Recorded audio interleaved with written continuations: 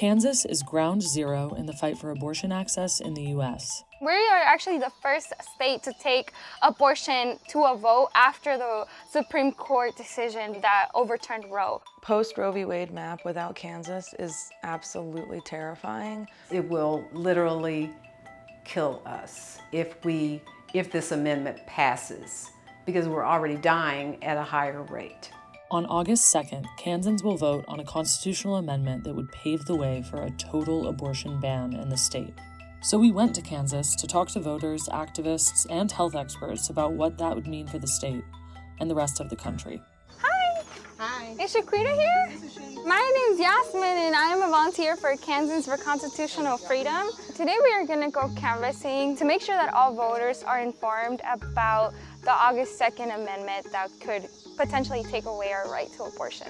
Whether you're a rape victim or an incest survivor, or even if you want a baby and you have complications in that pregnancy, like even those kinds of abortions will be stripped away. So we want to make sure just everybody has that autonomy over their body. It's already within the Kansas Constitution. Right now, the Kansas Constitution in the Bill of Rights protects the right to abortion under a broader protection of bodily autonomy. What this constitutional amendment will do is gut the Kansas constitutional mandate that allows for and affirms bodily autonomy for anyone, and more specifically, women, pregnant women. Y'all want to hear a quick story? Yeah. My mother was in Seattle, Washington. She moved down here. She went on a date with a dude. I'm supposed to have an older brother. But you know what? I don't have this other brother today because she was date raped. She didn't want that kid. I mean, that's a woman's rights. I'm also a rape survivor, so I know what it's like to not have a choice. And so to know that if abortion is taken away, that those people and those people that are abused after me, that they won't have a choice is terrifying. Since Roe v. Wade was overturned, at least 8 states have banned abortions. Kansas is now an island of abortion access. An abortion ban in Kansas would create a healthcare crisis across the region.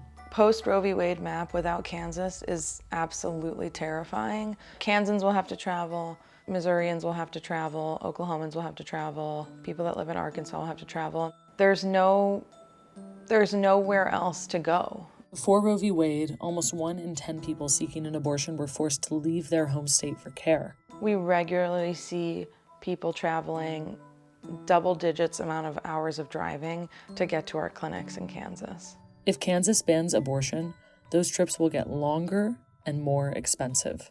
The person that was able to drive 10 hours and get to our clinic and get the care that they need, that's a lucky person, right? Like they were able to access that care, even if they had to drive that amount of time, even if they had to fly to us. And there's so many more people that do not have the means, resources, childcare, ability to take time off of work to get to us and get care that they need. In Kansas, it's somebody's zip code or their paycheck that's going to determine whether or not somebody can access abortion care. A typical first trimester abortion in Kansas is $750. So this is a difficult amount for a regular working class person to come up with when they have to deal with finding rent, childcare, living costs. If you're an immigrant who's working in the meatpacking plant in Dodge City, abortion is already pretty inaccessible based on income and geographic location, but it'll be even harder to access if this passed and they ban abortion. The person that cannot afford it won't have that as an option because they aren't going to be able to have the funds to travel. This particular issue strikes a chord to me as being a woman of color, especially an Indigenous woman in the state of Kansas, where statistics show that we have one of the highest disproportionate rates of maternal morbidity and mortality issues. Black and brown women have higher rates of maternal deaths, higher rates of infant deaths, and what this amendment will do, if indeed it passes, is it will make us 33% more. It will increase our rate of maternal deaths. In 2019, the Kansas Supreme Court ruled that the state constitution guarantees the right to an abortion. The Republican legislature responded by asking voters to change the Constitution, and they put it on the primary ballot, guaranteeing low voter turnout. Not only this, the language on the ballot is totally misleading. They're making this amendment super confusing to understand. I saw so much discussion this morning. I was just flipping through and like people pulled up the sample ballots and then they were confused on what voting no actually meant, what voting yes actually meant. Like, no, it's a trick.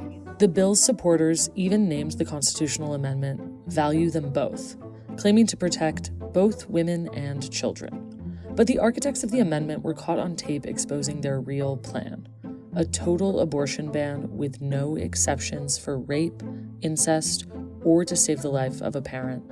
We'll be able to make further laws, further refinement, with my goal of life starting at conception.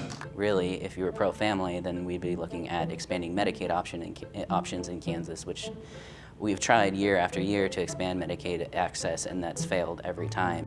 That's probably one of the most frustrating things is you don't see them trying to set up policies and pass policies to make Kansas a better place to have a family.